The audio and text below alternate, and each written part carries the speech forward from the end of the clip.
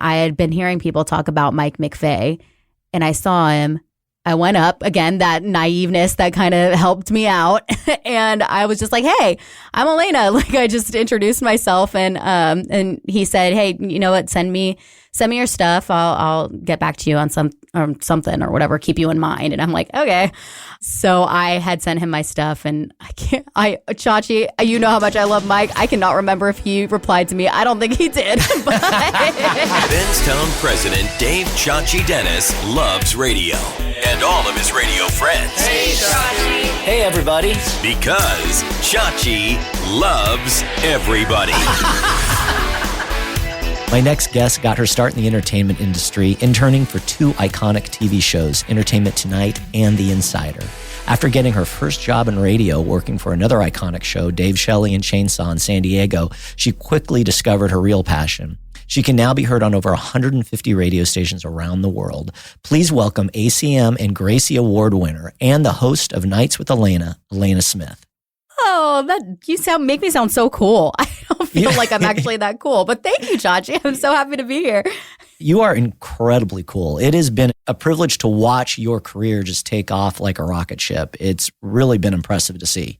Thank you. And you've really seen it from pretty much the beginning. I mean, you were one of the first people that I met when I even came out here. So it's been an honor to have you be a part of my career. When you were growing up, was this something that you saw yourself wanting to do? Were you interested in media at an early age? I was interested in media for sure. Radio it seemed so foreign to me. I listened to morning radio every morning on the way to school. It didn't seem like something that would ever be in my path. So I didn't think about doing it, I guess. But I always wanted to produce, entertainment. I wanted, whether that was, behind the scenes, which is really what I wanted to do, never really in front of the camera or anything. Like my time with Entertainment Tonight and The Insider was all behind the scenes. And it wasn't so much like, oh, I want to be on air one day. It was just, I like creating moments. I like creating history and iconic things that you talk about. So that's where that passion was. And I like making people smile. What stations did you listen to growing up? I listened to Channel 933 in San Diego. That's where I did most of my growing up, but I did some of my earlier growing up in Los Angeles. So Rick Dees was my man, every morning. Then that turned into Ryan Seacrest. And yeah, it's just, I always loved radio and never thought I'd be fortunate enough to work in it. And then tell me a little bit about getting your first job as an intern at Entertainment Tonight and The Insider. It sounds like a great place to get your first internship. Oh, it was amazing. I had worked for years to try and get that, before I even got into college. And I would go out there, I would try to make connections, and I did. And so when I guess I was a freshman or senior when I finally got that internship. So it was a goal. That was what I knew I wanted to do. I wanted to eventually be at least a day-to-day producer, an EP, for Entertainment Tonight or The Insider. So once I got that in my head, there was no stopping me, and I was going to find a way. And I did. And I got that internship when I was still in college in San Diego. So they didn't really know how much I was doing the back and forth of it all. So I did all late night classes at the time. And so I would just drive after to LA. Sometimes I'd sleep in my car. Sometimes I would find somebody's place that I could sleep at, but I was going to make it happen no matter what.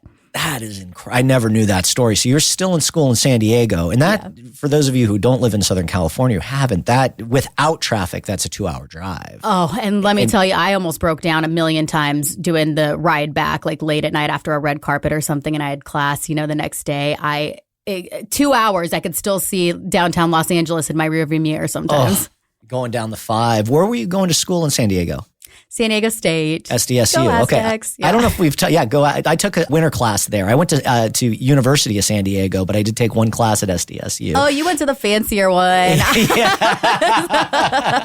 You're cooler than me. Yes, at least one class there. Did you get into the San Diego State partying scene for one class? So this is how these really smart kids go to UCSD. That's true. The rich kids go to USD. That's where I went. And then the people that like to to party, went to SDSU. Isn't that funny? Like that's where, and then I ended up doing like zero partying in college, and I feel like I didn't get the full experience, but it was worth it. Sounds like you didn't have time. No. I mean, going back and forth. So you're taking a full load of classes, and then you're literally driving up to do your internship. And what was some of the day-to-day at the internship? It was a lot of prepping for interviews and stuff. So, we would have to read through the books that they were going to be interviewing the author or, which was usually a celebrity. But we would have to read through their books, do a bunch of prep. We would be the people that would go to the red carpet and help them at the red carpet. So I started going to red carpets, I guess, in 2012 or 2011, maybe. And I mean, I was going to big, huge red carpets and just there with like my notebook and my cards ready to give them. I remember going to the Mad Men, one of the season premieres, and an American Idol finale.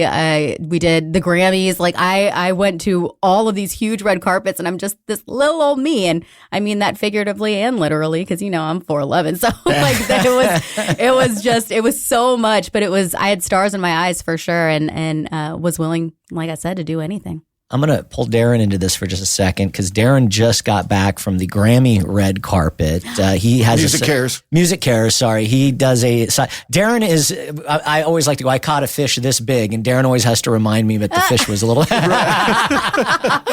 He keeps it real. He keeps, But he was at the Music Cares red carpet, which was really impressive. They were honoring John Bon Jovi this year. Right. And just paint the picture of how crazy these red carpet scenes are. Because it was my first, and you see it on TV, and it's not that, it just looks all glamorous and everything. It's not.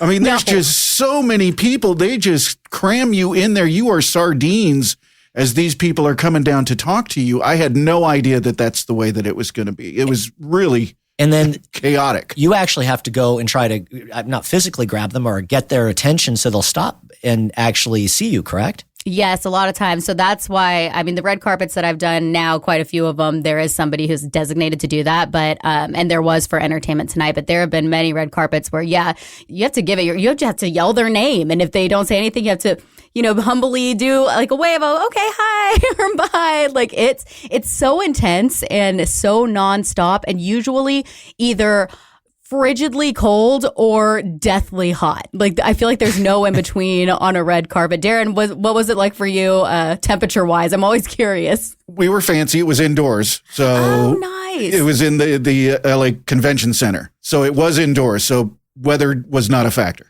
Oh, so I guess I got lucky there. Okay. You did. Don't count your blessings.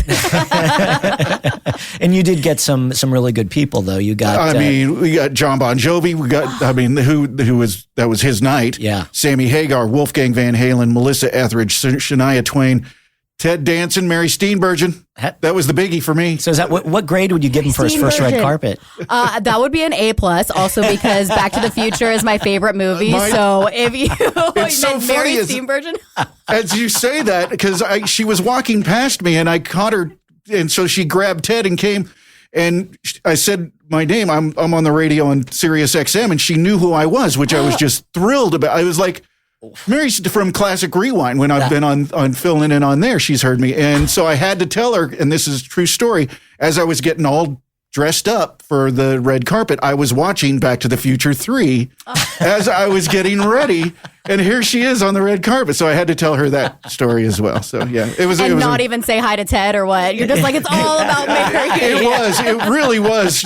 Once she spoke with that little voice that she has, you're just like, oh my gosh, there's that little voice. But Ted was nice too, so I did talk to him also. Yeah, I think that should be like the last one, because how do you even top that? I mean, John Bon Jovi and Mary Steenburgen really is what I'm getting at here. Yeah, it was a biggie. They were the cutest couple. Because I had asked, the first question was, Bon Jovi, Ted Danson, Mary Steenburgen, where is the connection here? And Ted Danson finally goes, I guess I was in a movie with John Bon Jovi. He forgot all about it. Mary Steenburgen had to tell him that he was in a movie with John Bon Jovi. It was called like Higher Ground or something like that. I guess it was about pot. He goes, it had a lot to do with cannabis, he said. I'm like, okay, I have no idea what that is. It sounds like it was probably a decent movie. I'm going to look it up after this. I know. So back to, you're on the red carpet, you're helping bring guests for the hosts of The Insider, Entertainment Tonight, and you're really now following the path of being a producer. Mm-hmm. And then you segue into going back to San Diego. I guess you were never really here full time because you're going back and forth going to school. But you then land a gig with Dave, Shelley, and Chainsaw, who a legendary morning show in San Diego for probably 25 years. How did that happen? It wasn't so clean like that, but it was basically, I was paying for my own college. So I was like, I need to still make money because the internship did not pay. And sometimes I would get little bits of stuff here and there, like if I was doing extra things. But it didn't pay enough for me to like live in San Diego and just off my student loans and all that gas and everything. Sure. So I started looking for a part-time job, and I needed it to be really flexible. And I found a thing actually at San Diego State where they were looking for promo people for Jack FM. And so okay. I called them up and I was like, hey, I don't really ever know what my schedule is, but I can let you know like 24 hours in advance. Like, does that work? And I'm good on weekends. And they were like, that's perfect. You know, we can use you for all the weekend promos and stuff. So so I start working with them, and since it was a Jack FM station, they didn't have hosts or anything. You know, there weren't any people on the radio except for Sarah, who did Jacktivities, which came in like every once in a while through the days, just saying like, hey, here's what's happening in San Diego. But she didn't really like to go do stuff at the time because she was pregnant. So whenever we would have little things that needed people to get on mics, I was like, well, I can do it, I guess. I mean, like, here we go. So I would host their little things and little contests. Yeah. Well, not that quite yet. So I was hosting like out and about when I was going to set up the tent and, you know, do all that stuff. Like van hits. Uh-huh. And since the station didn't have anybody to host, they would ask me sometimes out and about in San Diego to like just get on stage and like represent Jack FM. And so I did, and I actually really liked it. And every time that I would come back from an event, our PD would get some really, really good feedback about it. So when Sarah went on maternity leave, he was like, hey, I think that people will really like you on air. Do you want to just do these? Like, we'll write them for you. And then, you know, you just come in and record it like twice a day or something whenever you're in. And so I said, okay, sure. Like, that sounds cool. And I ended up writing them all myself and doing the research. And I had a lot of fun with it. And I continued to do it. During that time is when Dave, Shelley, and Chainsaw were brought over to the station. And it was such a big deal because they were like the only people on-air personalities at a Jack FM station anywhere. Sure.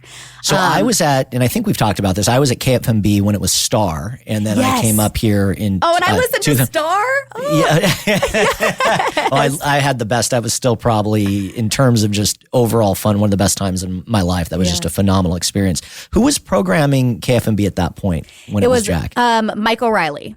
Mike O'Reilly. Okay, Mike's a great programmer. Got it. And so Mike was getting positive feedback, was liking what he was hearing on the air. And so now you're getting really your first opportunity to be on the air. Mm-hmm. And this, are you anxious about it, or you just kind of take to it naturally? You know, I think I had this level of like naiveness back then that was so in my favor because I didn't really know to be nervous or anything. You know, I was just like constantly going. I was going out. I had just seen Mary Steenburgen on a red carpet, even though that hasn't happened, but I just... One can dream. One can dream. But I just, seen someone of that caliber on the red carpet, and then I go back to San Diego, and I'm like, okay, cool. Well, I'm still going. It just felt fun and stuff. So I really think that worked in my favor because I wasn't nervous. I was just having fun, and I knew I had nothing to lose. I'm still a college student. I've got this job over here. Like, there was nothing to lose. And I think that was a huge thing to be thankful for me. So I'm doing that and just having a blast with it. And I remember one time about 2 months into doing that, somebody came up to me in public and asked if I was the girl that did Jacktivities, not even at a Jack event, because I was already pretty good at social media at the time. It was kind of new. Okay. So I had gained like some people on social media from San Diego that would listen, and I got recognized, and I was like, whoa, people are listening to this? Like, people actually like it? And of course, like that being able to face see somebody that I had never met, say that I had like affected their life and made them smile, that was injected into my veins for sure. Absolutely. It's an intoxicating feeling that I can see that. I got a little bit of that when I was in San Diego, and you get the little local celebrity, and it's a great Yes. feeling. It's very validating. So Dave, Shelley, and Chainsaw now get hired, which is unusual. First of all, massive morning show. They were at KGB before that, correct? Correct. And they womb over to KFMB. And how do you get pulled into that show? So they couldn't bring Shelley over just right away. She was still under contract with KGB, and they needed somebody to fill in. And they were bringing everybody in, like the local weather girls and stuff. Like they were just bringing local celebrities in that could kind of step in every once in a while and be that Shelley voice kind of situation. And then Mike pulls me into the office. He's like, "Hey, I think that you're really good at this, and I just want to pull you in. You're not going to get this, but like I think it would be a great thing for you to experience, and I'd love to hear, where you're at when it comes to interacting with people on air, and just kind of go from there and see how you like it." And so I go in, and they give me headphones because I was using the iPhone or the iPod headphones when I was doing the Jacktivities. Yeah. Like I had nothing. And they gave me headphones and sat me down. Didn't give me any heads up about anything. Dave's just like, "Hey," he's like, "Nice to meet you." He's like, "You want to do this?" And I think he was probably annoyed that I was in there, to be honest. And so I just sitting there nice and quiet, but I'm also like, I don't think I'm supposed to be quiet, but he didn't give me any heads up of when I should talk or anything, because it was just a mock show. That's what the audition was. And at some point, I don't remember what it was, but I just chimed in. I probably didn't say a word for 5 minutes, and then I chimed in. And then we ended up doing this mock show for like an hour and a half and having so much fun. And then I found out later that the other auditions were like 15, 20 minutes maybe. And so I get a call 2 days later after I'd already gone back to LA, and it was Dave and Mike. And Dave said to me, "I really didn't think I was going to like you, but we all kind of fell in love with you. Would you come and fill in while Shelley's gone?" How cool is that? What was that feeling like? My mouth, I think my jaw actually disconnected because it dropped so much. That's probably why my jaw pops nowadays, because of that moment. But it was just the most magical moment. And, he was so kind about it and said, "I know that you're doing Entertainment Tonight, The Insider, and, we can work around that too if you wanted to." And I had already decided at that point that it wasn't for me, Entertainment and The Insider. And I was actually pretty devastated and really wondering, I know I was only 21 or 22, but I was like, what am I going to do with my life? I've worked so hard to get to this point and I'm not loving it.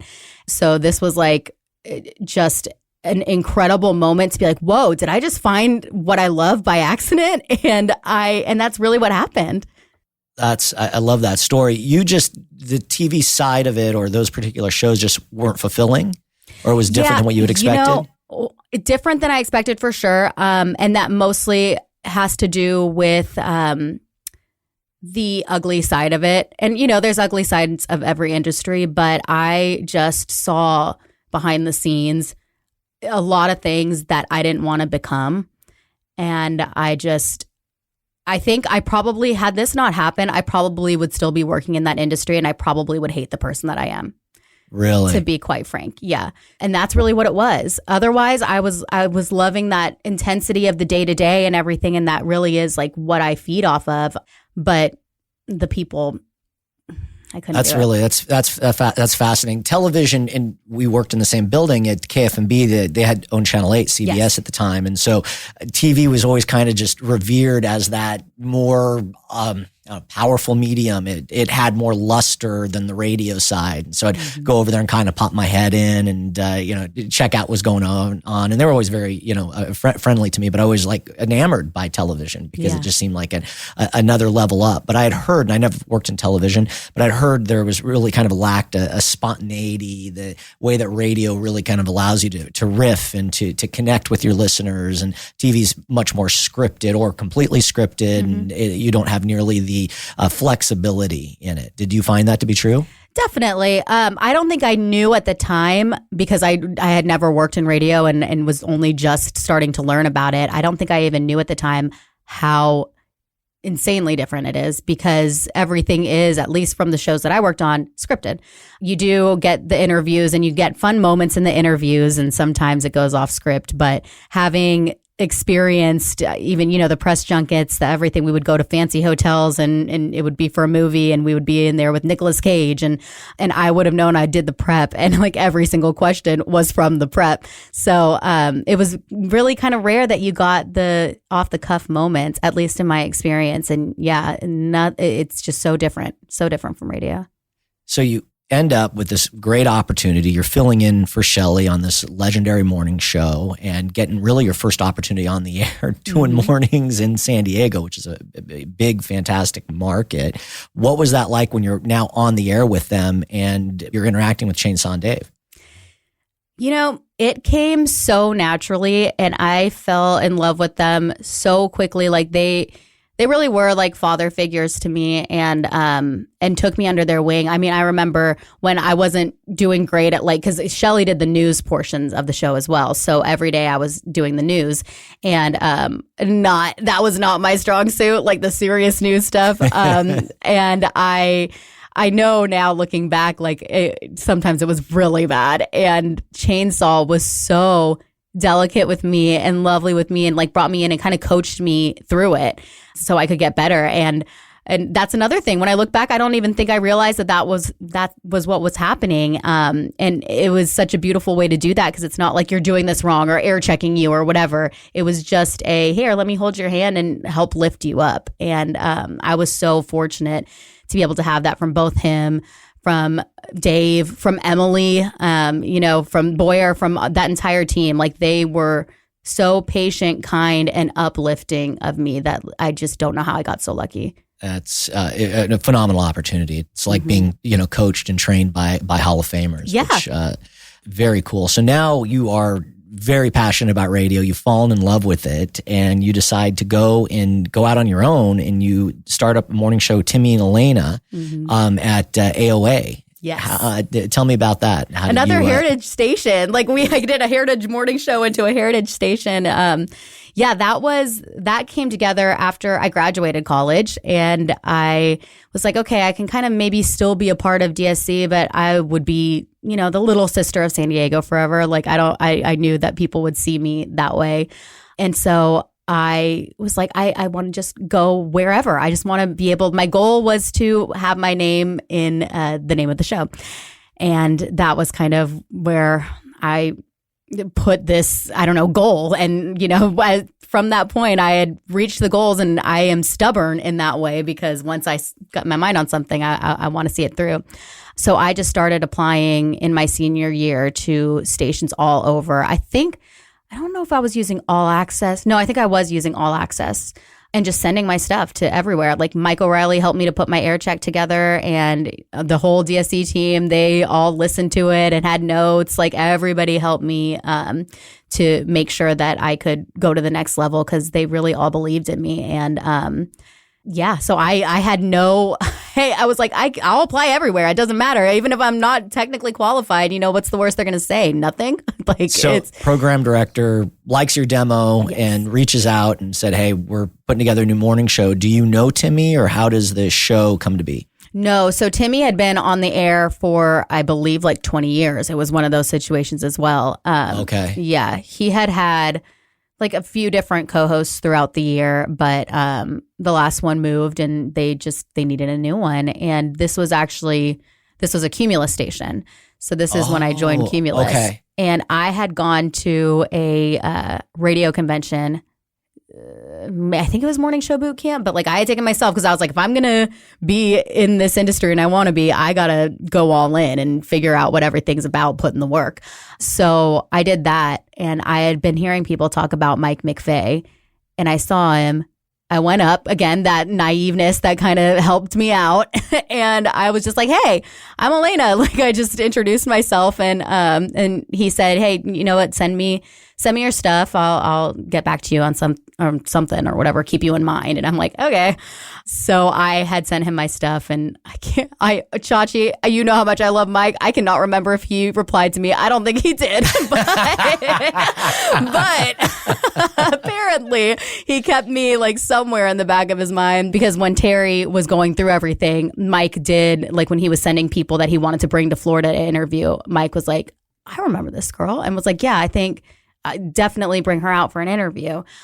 So it was a combination. Terry found me in the pile, but Mike lifted it up. So yeah, they bring me out. Incredible mentors along the way. Dave Chainsaw, Mike Riley, and now Mike McVeigh. So you show up, you're in Melbourne, Florida, and you get paired with Timmy. Yes. And this is now the first time, though, you are the co-host. Your name, you've obtained your goal. It is Timmy and Elaina. Your name is in the marquee of the show. What was it like opening the mic for the first time on your own show? Well, I thought it was cute because our PD had made the last song into the show opening, California Girls. So I remember that making me feel so comfortable and being like, okay, we're showing up, we're representing, like, let's do this. And that was actually pretty easy too. It just felt natural. And, he was very different than Dave Shelley and Chainsaw, obviously. I mean, I'm now on a pop station. That was like a, rock, Jack FM. Sure. It's a little, and DSC is a little bit edgier. Edgy, yeah. Yeah. So that was kind of a funny adjustment. But yeah, it all felt pretty right. And Timmy was also great to me. I mean, he made sure, because I moved across the country knowing zero people. And he had his wife and his young daughter at the time, and they would take me out to dinner and make sure that they would introduce me to other people. And just, it was such a cool community. Like when you think about Big Fish, Little Pond, like San Diego, it was like that times a million. Like A1A, I mean, it's WOA, but we call it A1A. It is the station in that town on the Space Coast. Like everybody knows who Timmy V is. And so while I did get some people that it took a while for them to warm up to me, it did happen pretty quickly and naturally. And it was a great experience. And so now you're a local celebrity. You're on the biggest station, and I love that they call you the Space Coast. I've never heard that before, on the Space Coast, because of what's the name of where the space shuttle is launched from? The Kennedy Space Center. Thank you, the Kennedy Space Center. Wait, exactly. You want to know something even cuter? Over there in the Space Coast, their area code is 321. No. How cute is that? That is. I had no idea. I know. I love it so much. It's like my favorite fact to share. That is so. I'm going to share that. My father is way into. My grandfather worked on the Apollo missions, and so we actually went to Huntsville to the Space Museum there over the last fall, and it's so incredibly impressive. But I'm going to share that. I had no idea. 321. That is fantastic. So you guys end up doing mornings together for a couple years, and then how did the transition happen from Timmy and Elaina to all of a sudden having a syndicated national show? So weird. Like I still can't believe that happened. Basically it was, I was out there, I was with Cumulus, and, still trying to maintain relationships with those that I had met along the way. And I knew that eventually I would want to do something, take something to the next level, because I was creating these new dreams and goals of mine. And I thought maybe it would be further down the road, but I got a call from Mike McVeigh, and I was terrified because I remember my big boss, like the GM at the station, was like, "Hey, I don't want you to freak out, but Mike McVeigh called and would like you to call him after the show." I'm like, "You're going to tell me that when I still have 3 more breaks left? Like, what?" So yeah, blacked out. I have no idea what I said on the radio. Didn't get fired, so that's okay. But then I go out and I'm shaking and I call him and he's like, "Hey, are you happy down in Florida?" I'm like, "Yeah, I really am." Are you enjoying working with the company? "Yeah, I am." Okay, well, have you ever thought about maybe moving? And I said, I mean, yeah, I work in radio. You're supposed to move all the time, supposedly. And he's like, "Okay, so we've been listening to you and we really love what we're hearing. And we've got this new show that we're working on in Nashville. And we think that you could be perfect for it. And I'm like, Nashville? And he said, it's a country music show. It's this new brand that we're launching, Nash. And I'm thinking, did he call the right person? I'm like, I work in pop, right? And he's like, and he laughed. And he was like, I know, you work for me. I know where you work. But, he had explained to me how the country music trend was it was trending towards pop. And he just wanted somebody that understood both worlds. And I have been a huge country fan for a long time. I just happen to work in pop and rock and these different genres. And so, he calls and he asks if I'd be willing to fly out to Nashville for an interview and just see how it goes. And I did. And then, So back to the Space Coast, and that's your career. You literally started in terms of, the media business in 2010. You're still in school, driving back and forth from San Diego to LA. That blows my mind every night to intern. You get your first gig really on the air with Dave Shelley and Chainsaws. You're filling in because Shelley's not there yet. Within 12 months of that, 18 months of that, you are hosting your own morning show with Timmy at A1A. And then literally let's call it 4 years. 4 years you're in the business. And now you're being interviewed to host a syndicated show, which most people don't get the opportunity to do in their career. Mm-hmm. At that moment in time, do you kind of understand the brevity of it all? Yeah, absolutely. Syndication was such a scary word to me because that seemed so far away. And also, let's be honest, syndication can also be a scary thing just for any local personality. I mean, we had my down the hall morning show.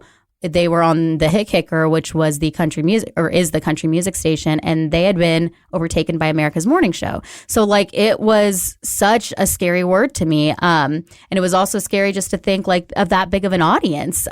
So I knew the importance of it. I knew that it was something that I was going to need to handle with care and also be on my game for. So it was just, it also felt so foreign. But I'm sure. So you fly, you go into Nashville. Who do you interview with? Chachi. I roll up to the Nash campus, which wasn't done being built yet. You've been there many times out in Nashville. Yeah, so beautiful. I know. And I go in. I have no idea. They don't even have the locks installed or anything. So I go in. They don't have a person in the front. I'm just standing there what do I do? Where do I go? It was still a construction site. Yeah, basically. Yeah. I mean, half of it was. And then the other half, the morning show was in. So where our old studio was, that was completely nothing. And then there was the green room in the morning show studio. That was all that was done. So that's on the other side. Paint this picture. Is an absolute beautiful facility in downtown Nashville. Kix Brooks was there, and they built. I think it's Gary Klein, and God rest his soul. He built this studio, but he did such an amazing job. A lot of engineers, and no disrespect to engineers, either they're really focused on the sound and the engineering aspect of it, as they should be.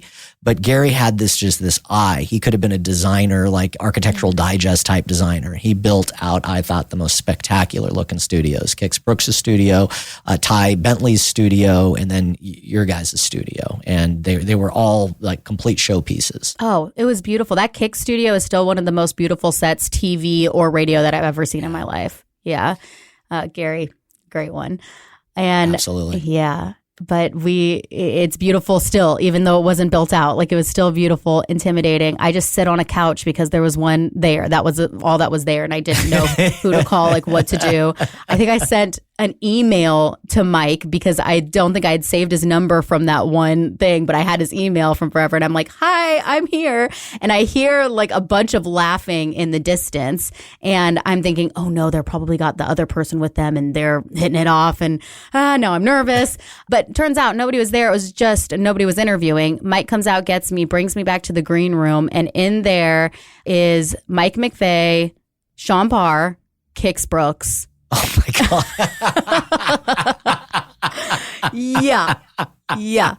And I, for one, am starstruck. It's Kix Brooks. I'm no heads up whatsoever that this man is going to be in my interview. And I am just, okay, cool, let's go.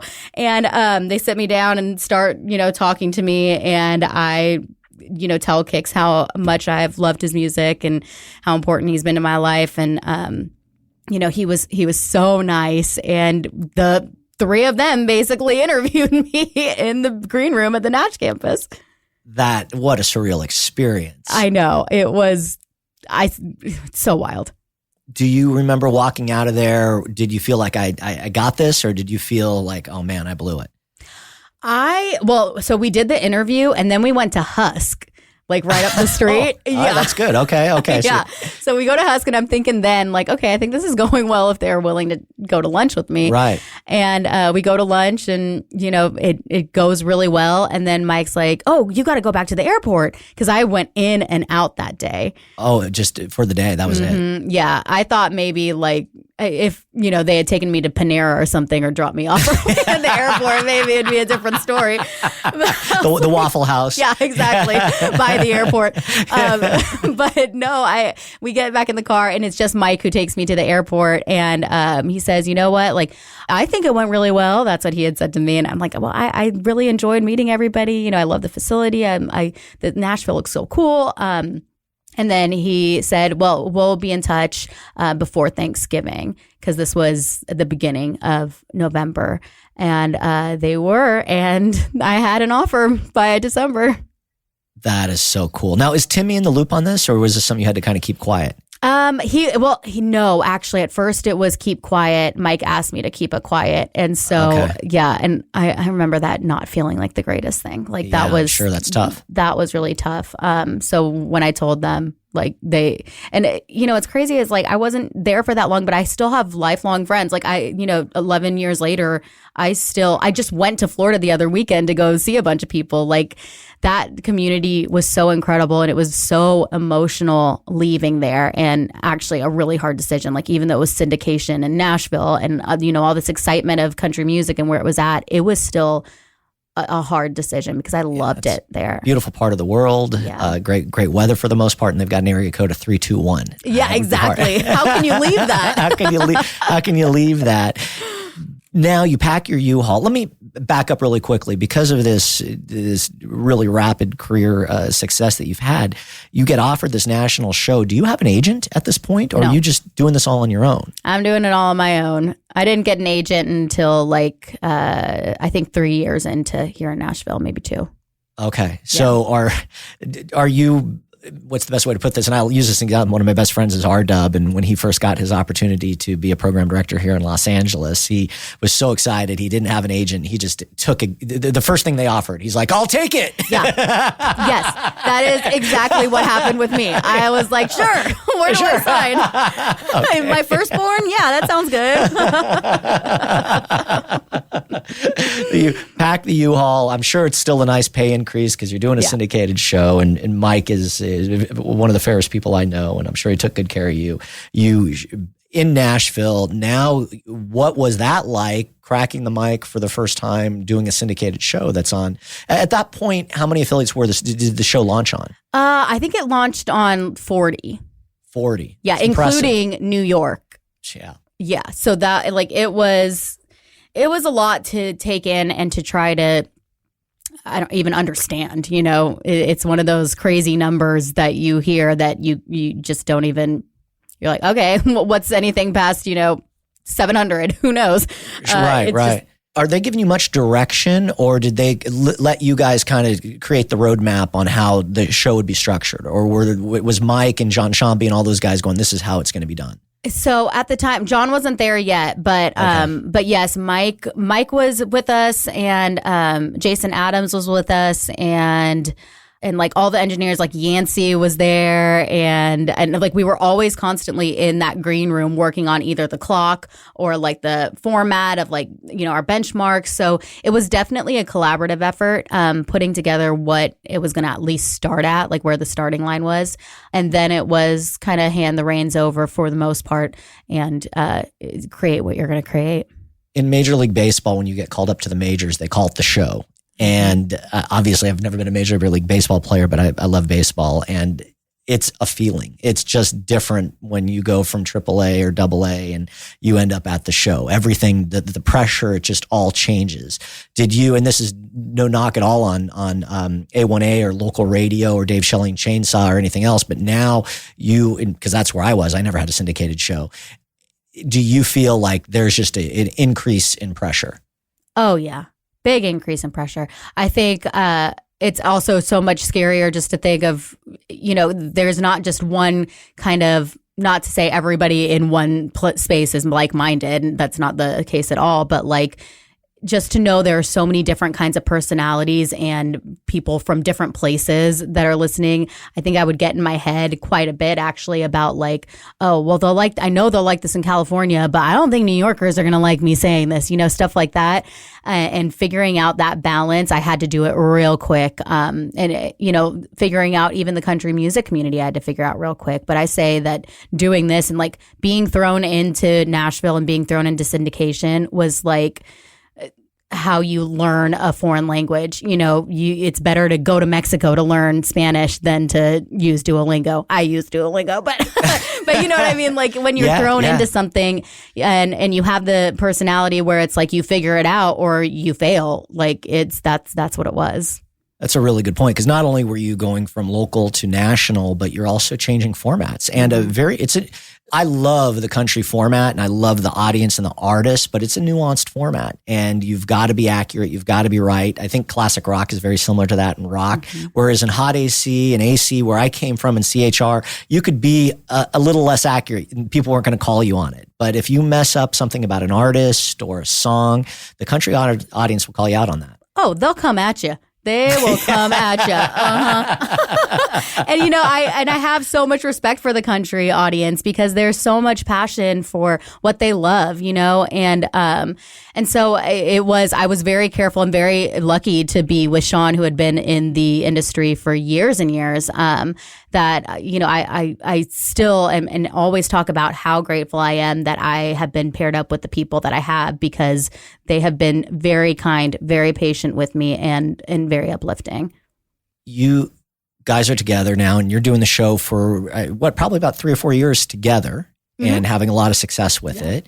And you're now, it grows to, you're in excess of 100 plus radio stations, I think, at this point. Mm-hmm. And then Sean leaves and you now are the sole host of this show. Yep. Again, now you've been in the industry for 10 years, but I think this is, at the very beginning, you said something I thought was very profound. I was listening to Ryan Tedder, the songwriter, on an interview that Guy Raz was doing, and he talked about, as a lot of people do, Malcolm Gladwell's 10,000 Hours, and he went farther and said, look, you've got to be obsessed to be successful today.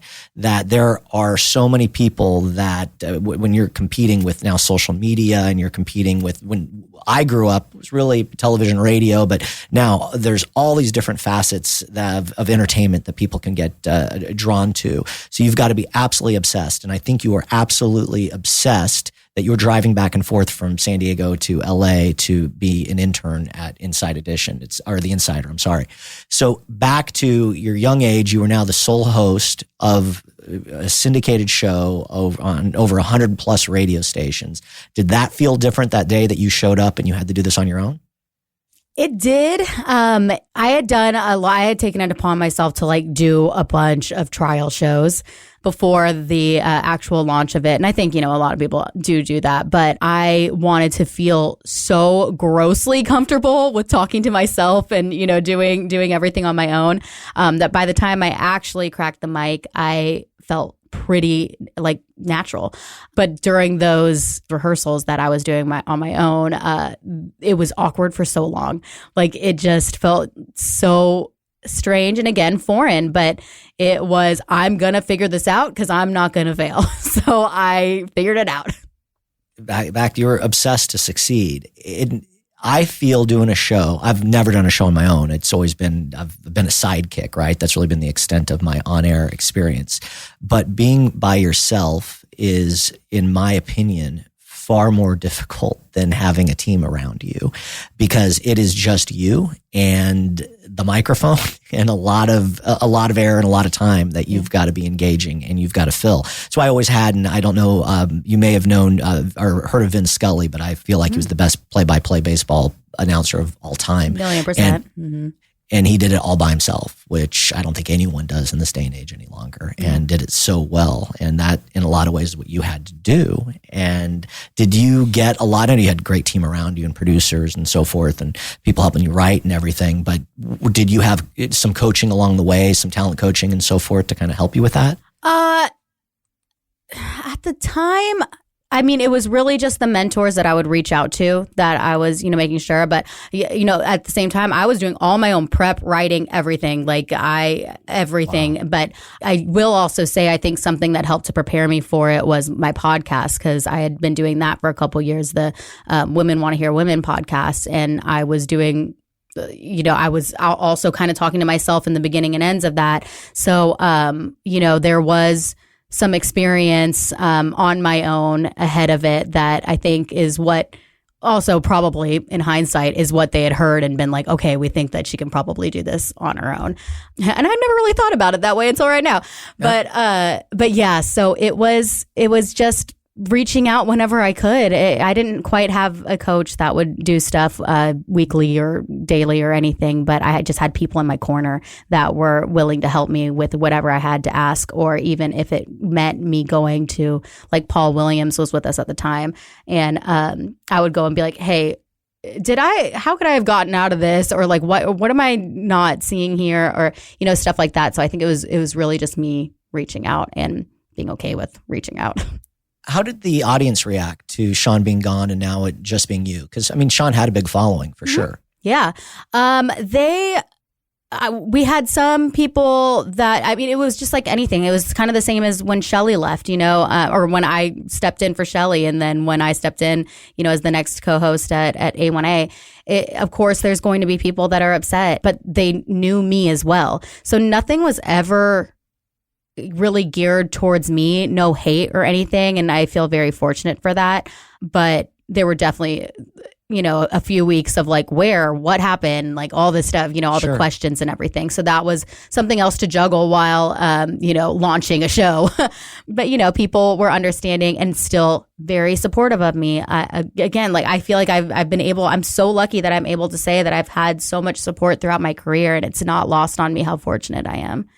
Well, and I think you're right. There's been some amazing mentors, and I think certainly a lot of luck, but you're incredibly talented, and you've got a work ethic that's very impressive. Thank you. It goes back to when you were first starting, and I'm sure that's got a lot to do with it as well. And not only did the show, not only did you survive that, but the show grew and got even bigger, and that's hard. That's difficult. I liken that to I've been really impressed to watch how Kid Craddock's show continued to grow and thrive without Kid, and that's really impressive to have that team, Kelly and everyone else around to do that and be successful. And you were very similar in a lot of ways. So congratulations. Thank you. Tell me a little bit about the Nashville show that you just launched a couple years ago. Yeah, so that's in the UK. We work with Bauer Media, and they actually, back in the day, they worked with Ty, Kelly, and Chuck and had them on a different day part, but they would just pull stuff from, their morning show. And they had a great relationship, and when that show ended, they didn't have a relationship with Westwood One for quite a while, and then they started reaching out about, hey, who's this girl that y'all have, and might we be able to do something with her? So that was them reaching out, and then we launched the Nashville show, which is almost.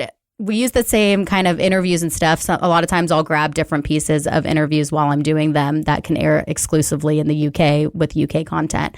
But yeah, I do a completely new show for them every day. And it's very similar to what we have here, but also very different. And just love the UK audience. UK country fans are unlike anything you've ever experienced. They're so cool, so passionate, just amazing.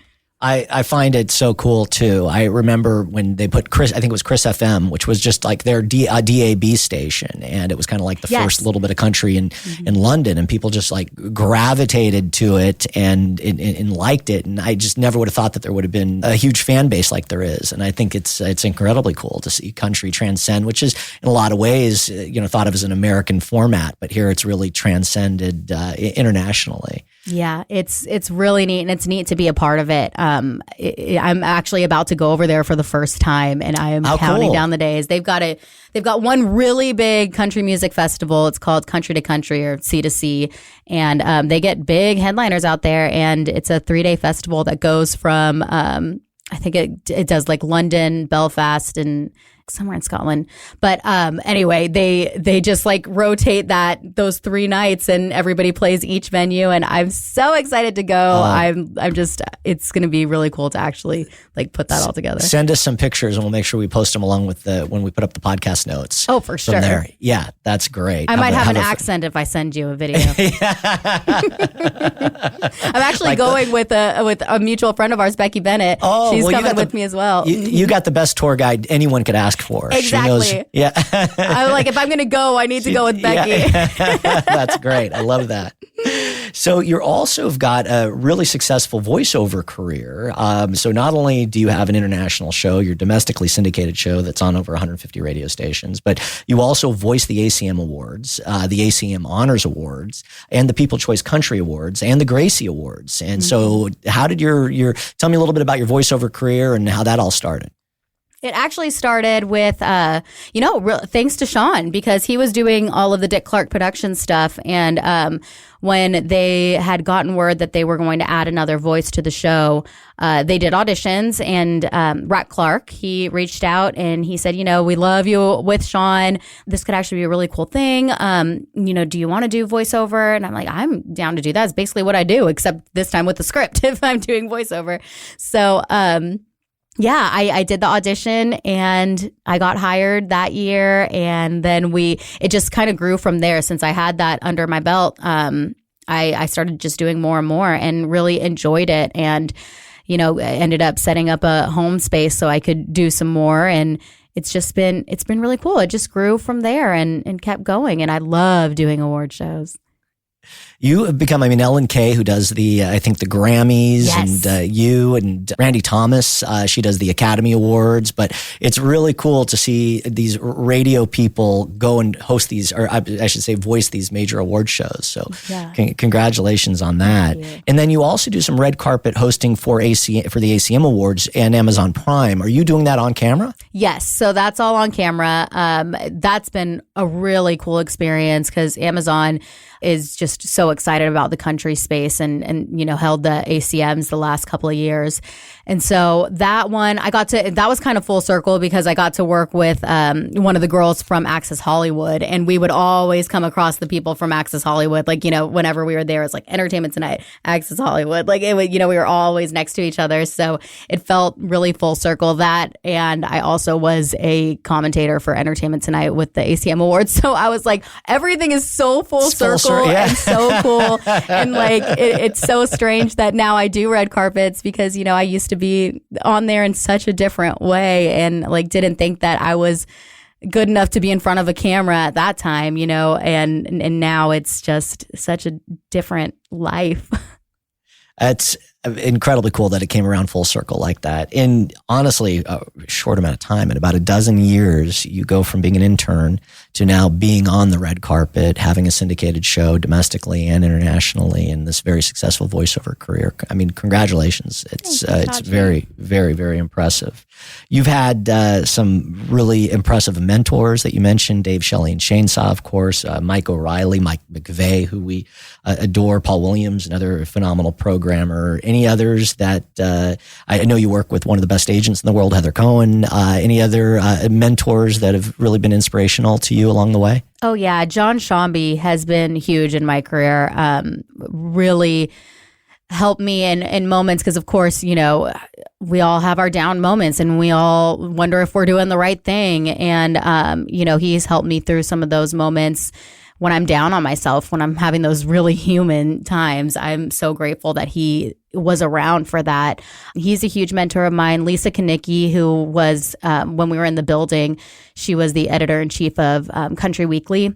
Huge mentor, great friend, and really helped me. Like, she was the first one to kind of put me on camera for their stuff, because Country Weekly had, like 1 million followers on Twitter and everything. And she started putting me on camera and having me do fun things with artists. And, that was way back in the day. And she just continues to lift me up today. Now she's with American Songwriter. But yeah, one that I absolutely am so grateful to have. There's so many. And now, I feel like I'm up doing an acceptance speech. I'm like, who am I forgetting? I wrote it down. Jake, play some music here. Play her off stage, please. Let me off, save me. No, but there's been so many. And I just... I couldn't do anything that I do without the people behind me. Like, there may be a spotlight on me, but that there's 1 million people that are helping it to shine. I think that you are such an incredible success story and a great beacon for our industry. What would be some of your advice for some of the younger generation that's thinking about getting into our business, but maybe has some fear about the future? I would say go for it. Go in, because every industry, we can be scared about the future. And the great thing with radio is that there's so much room for innovation. Right now, we can decide, this generation and those that come after us can decide what it is. It doesn't have to always be the same. It doesn't have to, we can adjust to anything, because that's what radio has done since the beginning of time, is adjust and adapt. And I think that and I'm hoping that there are a lot more people that will continue to come into this industry. And if there are any listening, please don't hesitate to reach out to me. I am trying to pass forward the mentorship that I have gotten to the next generation. And I'm also, taking the fact that I'm helping to pave the path very seriously to make sure that nobody gets into the bad situations and it doesn't stay the same.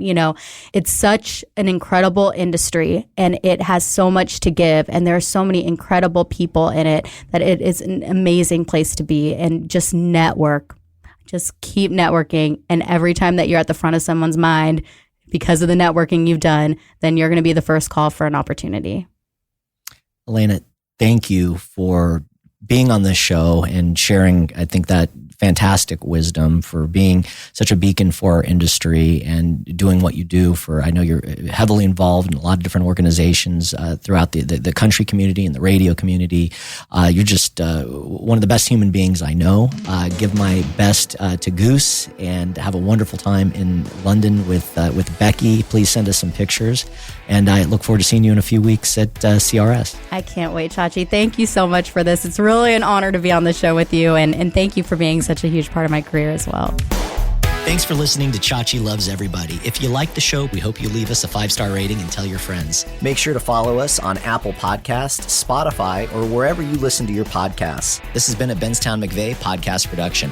Hosted and researched by Dave Chachi Dennis. Executive producer, Darren Silva. Producer and editor, Jake Urbanik. Show coordinator, Estefania Padilla. Marketing and distribution, Suzanne Aksu and Robbie Gessel.